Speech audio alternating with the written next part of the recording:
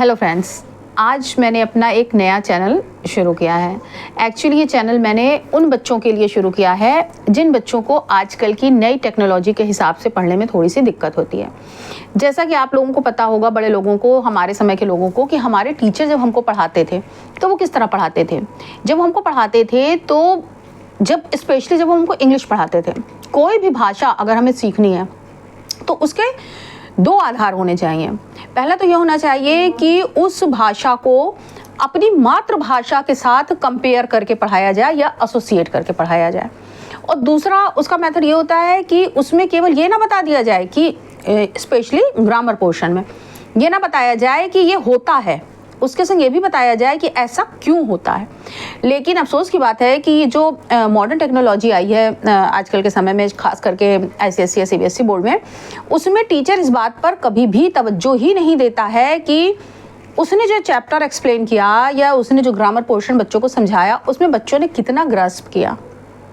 इसमें ऐसे बच्चों को क्या होता है कि ऐसे में वो चीज़ों को समझते नहीं हैं, बिना समझे ही वो बस अंदाजे से तुक्के मारते हैं।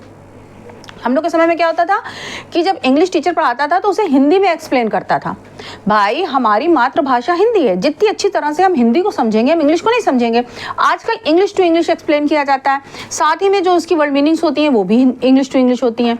बच्चे अपनी रियल लाइफ से, अपनी ज़िंदगी के, अपनी आसपास की चीज़ों से उस चैप्टर को रिलेट ही नहीं कर पाते हैं, एसोसिएट ही नहीं कर पाते हैं। वो वहाँ तो पढ़ लेते हैं कि हाँ इस चीज़ का नाम ये है, लेकिन अपनी आम जिंदगी में उन्हें समझ ही नहीं आता यही वो चीज़ है जो टीचर क्लास में पढ़ा रही थी। बहुत से ऐसे वर्ड्स हैं, चूँकि ये लैंग्वेज, कोई भी लैंग्वेज हो, उसका जो कहते हैं सब्जेक्ट होता है वो बहुत ही वास्ट होता है, बहुत ही बड़ा होता है। ऐसे में हाँ, इंग्लिश में बच्चों को ब्रिटिश राइटर्स भी पढ़ाए जाएंगे, अमेरिकन राइटर्स भी पढ़ाए जाएंगे, इंडियन राइटर्स भी होंगे, लेकिन उनकी डिक्शन इतना स्ट्रांग होता है, इतना हाई फाई होता है कि बच्चे उस चीज़ को समझने में कई बार असफल रह जाते हैं। सेम शिकायत मेरी ग्रामर पोर्शन में। ग्रामर पोर्शन में हम लोग के समय में सबसे मेन एस्पेक्ट हुआ करता था ट्रांसलेशन के बल पर ही हम लोगों को सारी इंग्लिश सिखाई गई, कि सारे पार्ट सिखाए गए, सारे काल सिखाए गए, सारे टेंसेस सिखाए गए कि ये ऐसा होगा तो क्यों होगा। लेकिन आजकल की पढ़ाई में ये चीज़ें मिसिंग हैं। जैसा कि मैं अपने दोनों बच्चों की पढ़ाई में देख रही हूँ, इसीलिए मेरे दोनों बच्चे ज़रूरत महसूस करते हैं कि स्कूल में वो चैप्टर समझने के बाद आकर के मुझसे वो चैप्टर समझें। इसलिए मैंने सोचा कि अगर मेरे बच्चों के सामने ये प्रॉब्लम आ रही तो बहुत सारे बच्चे हमारे देश में ऐसे होंगे जिनके साथ ये प्रॉब्लम आ रही होगी, स्पेशली मिडिल क्लास, चाहे वो अपर मिडिल क्लास हो चाहे वो लोअर मिडिल क्लास हो। हम लोग घर में बोलने के लिए हिंदी ही यूज़ करते हैं, भले हम दूसरों के सामने अंग्रेजी झाड़ लें, 4-6 मुहावरे बोल दें, 4-6 इडियम्स बोल दें, 4-6 फ्रेजेस बोल दें, 4-6 सेंटेंसेस बोल दें, अपने बच्चों के साथ इंग्लिश में कन्वर्सेट करके दिखाएं। लेकिन जनरली जब हम घर में बात करते हैं, जब हम प्यार से बात करते हैं, हम गुस्से से बात करते हैं, जब हम उन्हें इंडिकेट करते हैं, जब हम उन्हें निर्देशित करते हैं, तो हम अपनी ही भाषा में करते हैं।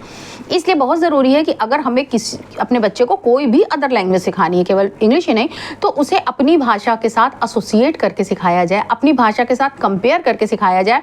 और सबसे बड़ी बात है कि उसमें ग्रामर की टेक्निक्स जरूर सिखाई जाएं। अगर वो टेक्निक्स नहीं सिखाई गई तो हमारा बच्चा कभी भी उस लैंग्वेज में परफेक्ट नहीं हो पाएगा। और इन्हीं कमियों को देखते हुए मैंने अपना ये नया चैनल स्टार्ट किया है, जिसका नाम है सीखो समझो विद शिल्पी।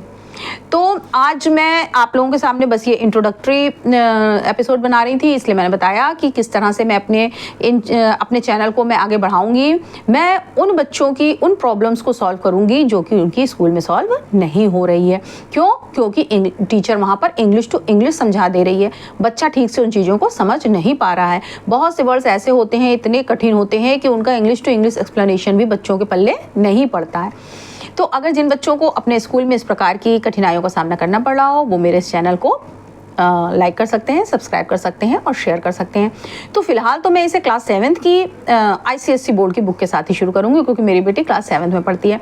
अगर मुझे लगा कि और क्लासेस के स्टूडेंट्स हमारे साथ जुड़ रहे हैं या हमारे चैनल को लाइक कर रहे हैं, तो मैं और सारे क्लासेस के भी चैप्टर्स को इसी तरह से एक्सप्लेन करूँगी। साथ ही मैं उनको इंग्लिश टू इंग्लिश के साथ साथ इंग्लिश टू हिंदी भी एक्सप्लेन करूँगी, ताकि वो अपनी रियल लाइफ के साथ उस चैप्टर में क्या क्या कहा गया उन सारी चीज़ों को समझ सकें।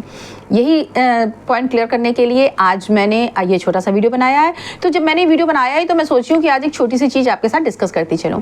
बच्चा हमारा केजी से ही आर्टिकल्स के बारे में पढ़ने लगता है। हम सबको पता है कि आर्टिकल्स 2 प्रकार के होते हैं, indefinite article and definite articles. A and एक साथ होते हैं और द अलग होता है।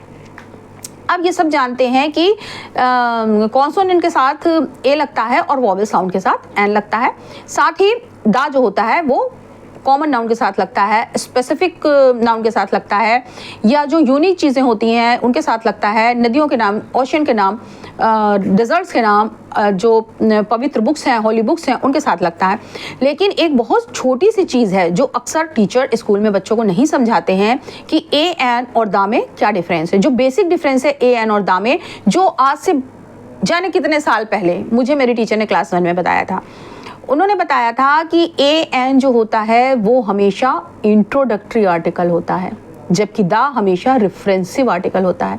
अगर ये छोटी सी बात टीचर बच्चे को बता दे तो बच्चे को ये ढूंढने में, चाहे वो क्लास 1 का बच्चा हो और चाहे वो क्लास 12 का बच्चा हो, उसे बहुत ज़्यादा सहूलियत हो जाएगी कि हमको कहाँ पर ए एन लगाना है और कहाँ पर दा लगाना है। जैसे बचपन में हम लोग स्टोरी लिखते थे, तो स्टोरी कहाँ से शुरू करते थे? हम लोग शुरू करते once upon a time there was a king. बहुत प्राचीन समय की बात है कि वहाँ एक राजा रहता था। अब यहाँ जब हमने स्टोरी शुरू करी तो हमने क्या कहा? देयर वॉज अ किंग, एक राजा था। लेकिन जब हम आगे स्टोरी को बढ़ाते हैं तो हम कहते हैं द किंग वॉज, यानी यहाँ पर हमने रेफरेंस दिया। जब हमने कहा किंग तो हमें नहीं पता था हम एक पर्टिकुलर किंग के बाद में, हालांकि ये डेफिनेट और इनडेफिनिट के थ्रू समझाने का प्रयास किया गया है, लेकिन ये कॉन्सेप्ट अगर हम डेफिनेट इनडेफिनिट की बजाय रिफरेंसिव और इंट्रोडक्टरी के तौर पर समझाएंगे तो मुझे लगता है बच्चे ज़्यादा अच्छी तरह से समझ पाएंगे। तो यहाँ पर हमने जब शुरू करी स्टोरी तो हम ये श्योर नहीं थे कि हम किस राजा की बात कर रहे हैं। I am not talking about any particular Raja, I was talking about in general एक राजा था। अब जब मैं स्टोरी में आगे बढ़ी, हम स्टोरी में आगे बढ़े तो हमने क्या कहा? वो राजा बहुत दयालु था, the king was very kind. तो अगर इस चीज़ को, इस छोटी सी चीज़ को हम बच्चों के सामने समझा दें, उन्हें बता दें, तो उनकी कंसेप्ट कहीं ज़्यादा क्लियर हो जाते हैं। और ये छोटी छोटी चीज़ें आजकल मैं देखती हूँ कि हमारे क्यूरिकुलम से मिसिंग हैं। तो इन्हीं छोटी छोटी टेक्निक्स के साथ, इन्हीं छोटी छोटी चीज़ों के साथ जो हमें सीखने में बहुत ज़्यादा मदद करती हैं, हम अपने इस चैनल के माध्यम से बच्चों को सिखाने का प्रयास करेंगे। और आप सबसे मेरी गुजारिश है कि जो भी बच्चे सीखना चाहते हों, स्पेशली ग्रामर को, और क्लास 7 के ICSE बोर्ड के इंग्लिश के चैप्टर्स को, वो हमारे साथ जुड़ें। और अगर उनकी डिमांड होगी तो मैं और सब्जेक्ट्स के जो चैप्टर्स हैं उनको भी मैं हिंदी में एक्सप्लेन करूँगी, और क्लासेस के भी। लेकिन फ़िलहाल हम इसे शुरू करेंगे इंग्लिश के ग्रामर के साथ और क्लास 7 के लिटरेचर के साथ। चलिए मिलते हैं किसी और एपिसोड में। जय हिंद।